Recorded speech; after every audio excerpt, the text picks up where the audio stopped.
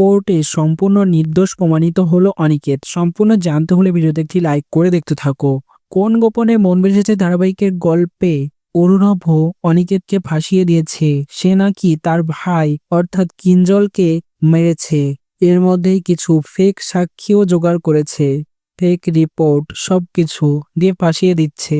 কিন্তু অনিকেত তো সম্পূর্ণ নির্দোষ। এবার তা প্রমাণ করতেই মাঠে পড়েছে শ্যামলী। শ্যামলী এবার দুর্গাপুর গিয়ে অনিকেতের মাকে কোর্টে নিয়ে চলে আসবে এবং কোর্টে হাজির হয়েই সবটা স্বীকার করবে অনিকেতের আসল মা অনুরাধা।